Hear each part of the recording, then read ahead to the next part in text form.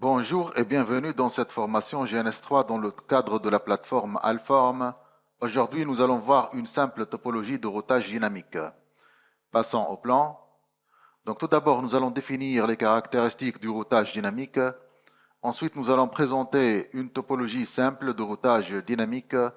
Et enfin, nous allons énumérer les types de routage dynamique et donc essayer deux exemples de routage dynamique au niveau de notre démonstration. Passons à la définition du routage dynamique.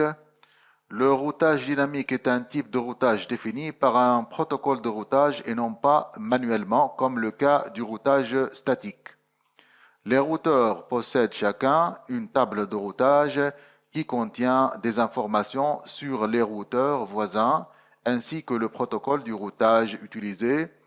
Cela est vrai pour le cas du routage à base de vecteurs de distance, donc tels que le RIP ou encore le EIGRP.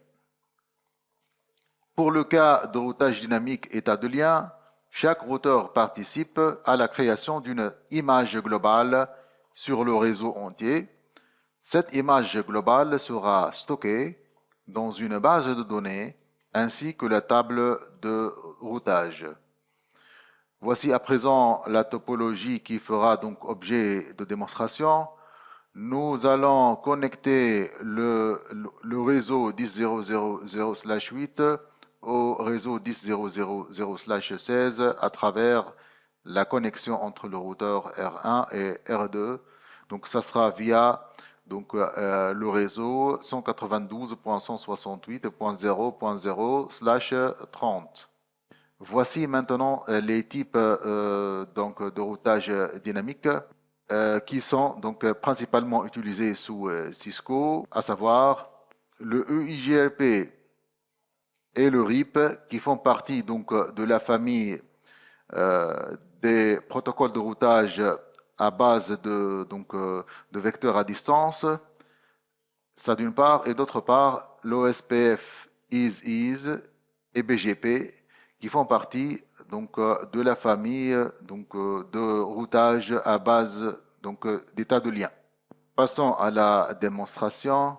Pour notre cas, nous allons choisir un protocole de la première famille, à savoir la famille de vecteurs à distance, qui sera donc le RIP, et un autre protocole de routage qui fait partie de la famille état de lien, qui sera le is. Donc, commençons par la configuration du routage RIP. Nous allons lancer la console du routeur R1 pour le configurer. Donc, conft. Donc, on va tout d'abord configurer la face Ethernet 0/0 qui est relative à notre réseau interne, à notre premier réseau interne. Donc ça sera tout d'abord nous devons l'activer et affecter une adresse IP à cette interface là, cette interface qui est la face Ethernet 0/0. Donc ça sera 10.0.0.1 avec un masque de classe A. Donc une fois c'est fait, nous allons sortir et entrer au niveau de la deuxième interface qui est donc l'interface serial 1/O ou 1/0. No shutdown pour l'activer et puis affecter une adresse IP qui sera donc 192.168.0.1 avec un /30 en tant que masque ou adresse masque. Donc exit. Nous allons donc à présent configurer le routage RIP donc à travers la commande router RIP. Nous allons choisir la version 2 du RIP. La version ça sera router RIP, donc version 2, et donc le premier réseau qui sera donc routé, ce sera le réseau 10, et le deuxième réseau qui est du côté donc de l'interface série ou du côté du routeur R2, c'est donc le 192.168.0.0. No auto summary pour éviter donc le résumé des adresses ou encore des réseaux. Exit et exit.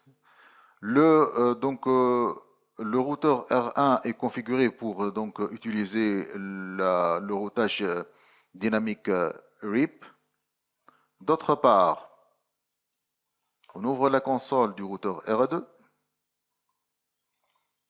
Donc, conft pour entrer au niveau de la configuration globale. Et puis, donc, il faut configurer tout d'abord l'interface, donc l'interface Fast Ethernet 0/0.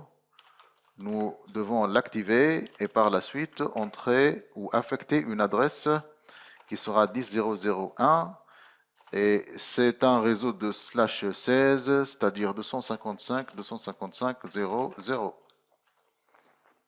No chat est déjà faite, je crois, oui, elle est déjà activée. Donc je vais sortir et entrer au niveau de la serial interface qui est serial 1/0. Donc IP address pour affecter l'adresse qui sera 192.168.0.2 avec un /30 comme masque. Donc une fois c'est fait, no chat, il faut que ça soit donc activé et on passe directement à la configuration du routage à travers la commande router rip version 2 pour choisir la version et puis les networks ou encore les réseaux qui sont respectivement le 10 pour le réseau interne, donc pour le réseau interne ici, et le network qui donc lie le routeur R2 au routeur R1 qui n'est rien d'autre que 192.168.0.0. No auto summary. Exit. Donc à présent, la configuration est faite du routage dynamique RIP. Essayons de voir cette configuration à travers la commande showrun. Donc altgr6 et puis donc section router. Donc de la même façon, on exécute la commande show run altgr6 section router. Donc nous remarquons que le protocole utilisé c'est le RIP, la version 2, et voici les deux donc réseaux qui sont concernés par le routage et notre auto summary. Nous pouvons aussi voir ça à travers la commande show IP, donc protocols. Donc ça nous donne encore des détails concernant donc le protocole router is RIP avec les updates et les paquets qui sont donc envoyés, le gateway, etc. Donc la distance administrative aussi. Donc si on essaye encore la commande show IP route, nous aurons l'information que le routeur R1 utilise le protocole du routage RIP. Donc le symbole R symbolise le RIP. Donc si on essaie de lire cette deuxième ligne, donc le réseau 10.0.0/16 est atteint donc via donc l'interface 192.168.0.2 et la distance administrative est 120. Le coût est 1, c'est-à-dire parce qu'il y a un seul saut du routeur 1 vers le routeur R2. Donc, si on essaie à présent de faire un ping, donc nous lançons la première machine qui est le PC virtuel. Donc, la machine est à présent lancée. Donc, essayons de voir tout d'abord la configuration IP. Donc, à travers la commande ncpa, donc .cpl, nous allons voir donc si le réseau est bien configuré. Donc, ça sera donc le réseau est bien configuré. Donc,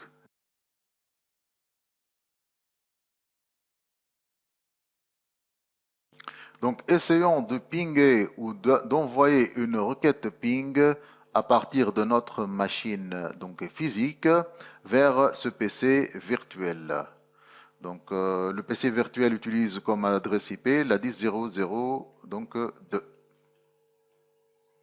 Donc, nous allons donc tester cette connexion à travers donc la machine physique. Ça sera donc ping 10.0.0.2.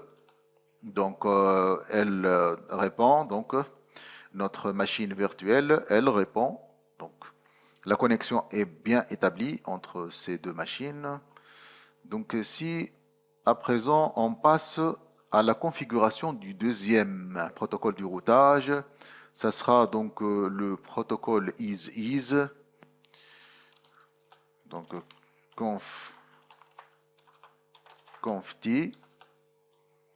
Nous allons donc préparer les interfaces pour être donc adaptées au protocole is. Donc tout d'abord, nous allons entrer au niveau de la face Ethernet 0/0 et donc nous allons taper IP router is. De même, au niveau de l'interface 1/0, IP router is. Donc, et nous sortons de la portée de l'interface serial 1/0. Donc, router is.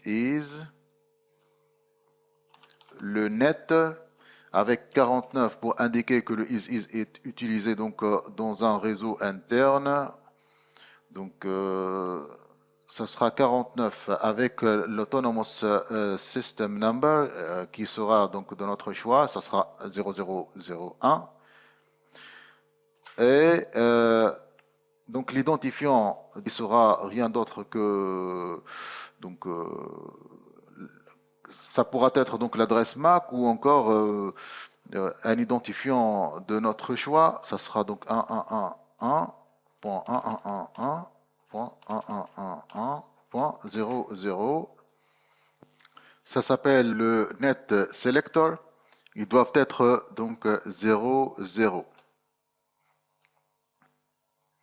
Une fois c'est fait, nous sortons de la portée de la configuration globale et nous passons vers le routeur R2 pour faire les mêmes ou les configurations donc identiques que celles du routeur R1. Donc int fast ethernet 0/0 pour dire IP router is.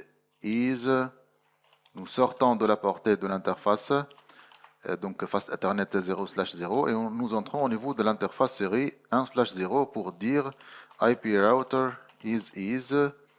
Nous sortons et de la portée bien sûr de l'interface série 1/0 et au niveau de la configuration globale on tape router is. Donc net 49 pour indiquer que le is sera utilisé au niveau 1 ou le niveau interne.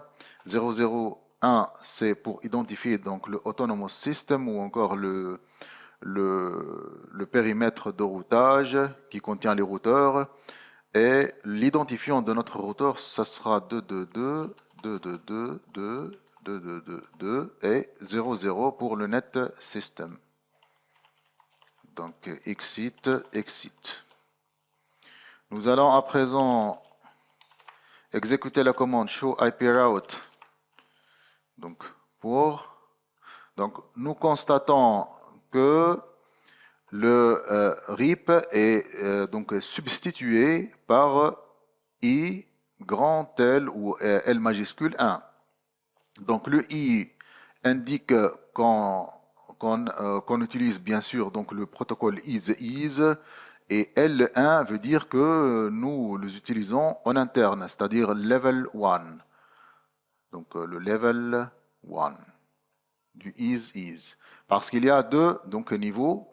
Il y a le niveau interne et le niveau externe qui est le L2. Donc de même au niveau donc, du routeur R2, si on tape la commande show IP route, nous aurons donc pratiquement la même chose. Donc le protocole RIP est substitué automatiquement par le protocole is. Et donc la raison pour laquelle le RIP est substitué, c'est que la distance administrative du is est donc inférieure à la distance administrative du RIP, qui est 120. Donc, par conséquent, le protocole is sera donc adopté dans ce cas-là. Donc, si on tape show IP, donc protocols, nous trouvons que les deux protocoles existent, mais le is est utilisé. Donc, le is admet donc le privilège sur le RIP, puisque donc le RIP il a comme à la distance administrative 120 et le is admet comme donc à la distance administrative 115. Donc, ce qu'on a couvert au niveau donc, de cette vidéo, c'est tout d'abord la définition des caractéristiques du routage dynamique. Ensuite, nous avons présenté une topologie simple de routage dynamique. Et enfin, nous avons donc énuméré les types de routage dynamique. Donc, au revoir et aux prochaines vidéos.